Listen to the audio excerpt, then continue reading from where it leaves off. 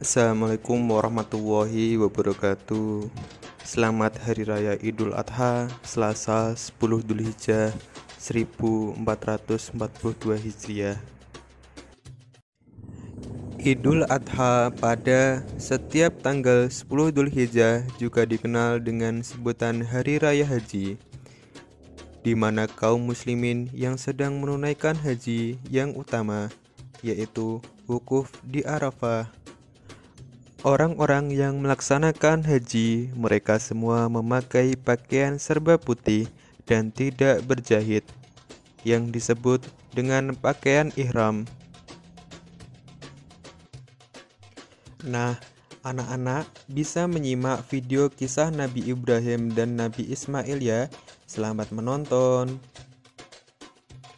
Nabi Ibrahim mempunyai dua istri. Istri pertama bernama Sarah dan istri kedua bernama Hajar. Sarah melahirkan seorang anak laki-laki yang dinamakan Ishak, dan Hajar melahirkan anak laki-laki juga yang bernama Ismail. Sarah merasa kurang senang hidup bersama Hajar. Berkali-kali ia meminta kepada suaminya agar Hajar dan anaknya dipindahkan ke tempat lain. Akan tetapi, Nabi Ibrahim tidak segera menurutinya. Barulah setelah menerima perintah dari Allah, Nabi Ibrahim mengajak Hajar dan Ismail pindah ke Mekah. Ismail yang masih menyusu pada waktu itu terpaksa harus mengikuti kedua orang tuanya menempuh perjalanan yang begitu jauh dan melelahkan. Hajar dan Ismail ditempatkan di daerah padang pasir yang tandus, sunyi, dan terik matahari yang menyengat kulit. Tak ada seorang pun di sana kecuali mereka berdua. Setelah beberapa tahun Nabi Ibrahim alaihissalam meninggalkan anak dan istrinya itu, ia pun merasa rindu. Beberapa kali ia mengirim utusan untuk melihat keadaan anak dan istrinya itu. Dan ketika utusannya mengatakan bahwa anak dan istrinya dalam keadaan yang baik-baik saja, Nabi Ibrahim pun merasa lega. Ternyata kehidupan istri dan anaknya itu diberi serba kecukupan oleh Allah Subhanahu wa Ta'ala. Hajar dan Ismail dianggap sebagai pemilik dan pemimpin di Mekah, karena mereka berdualah yang pertama kali menetap dan bertempat tinggal di sana. Demikianlah Nabi Ibrahim tidak dapat menahan kerinduannya. Ia pun berangkat ke Mekah dan bertemu dengan Hajar dan Ismail di padang Arafah. Anak dan istrinya itu sedang menggembalakan hewan ternak yang cukup banyak. Dalam perjalanan pulang ke Mekah, setelah menggembalakan ternak, mereka beristirahat di Musdalifah karena kelelahan dan akhirnya tertidur. Dalam tidurnya yang sebentar itu, Nabi Ibrahim alaihissalam mendapat wahyu melalui mimpinya. Ia diperintahkan oleh Allah untuk menyembelih Ismail. Anak kesayangannya itu harus dikurbankan sebagai bukti patuhnya Nabi Ibrahim terhadap Tuhannya. Seketika itu juga, Nabi Ibrahim terkejut dan berdebar-debar. Tampak begitu beratnya ujian kali ini. Ia pun akhirnya menguatkan hati demi rasa cintanya yang lebih besar kepada Allah Subhanahu wa Ta'ala. Ia juga pada akhirnya memberitahukan mimpi itu kepada Ismail. "Wahai anakku Ismail, dalam mimpi aku diperintahkan oleh Allah untuk menyerahkanmu sebagai kurban, dan aku harus menyembelihmu. Bagaimana pendapatmu, wahai anakku?" Kata Nabi Ibrahim.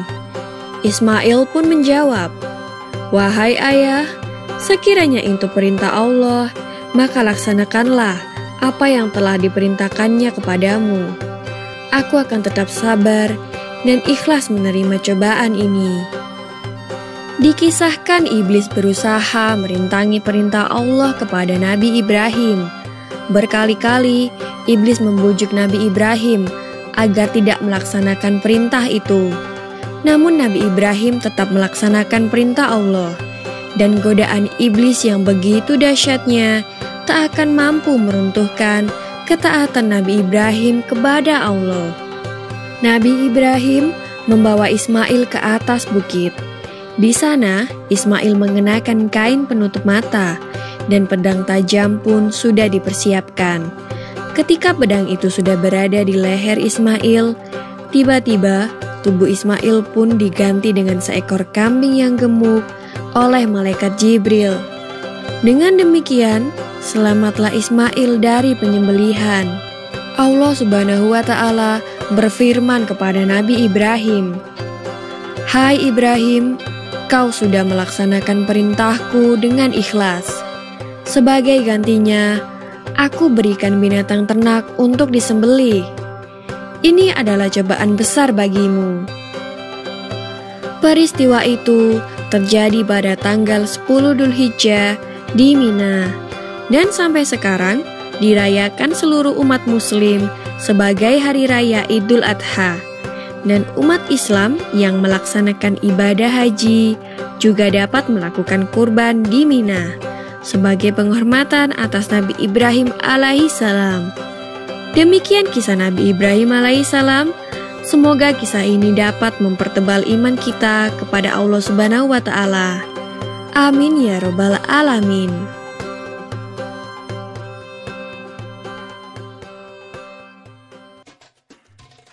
Di samping Idul Adha dinamakan Hari Raya Haji, juga dinamakan Idul Kurban, karena pada hari itu Allah memberikan kesempatan kepada kita untuk lebih mendekatkan diri kepadanya. Bagi umat muslim yang belum mampu mengerjakan perjalanan haji, maka ia diberi kesempatan untuk berkurban, yaitu dengan menyembelih hewan kurban sebagai simbol ketakwaan dan kecintaan kita kepada Allah Subhanahu wa Ta'ala. Nah, anak-anak, ada beberapa hewan yang bisa disembelih saat hari raya Idul Adha adalah kambing atau domba, sapi, dan unta. Nah, mungkin itu saja ya anak-anak yang dapat Bapak sampaikan. Tetap jaga kesehatan, semangat, dan ceria.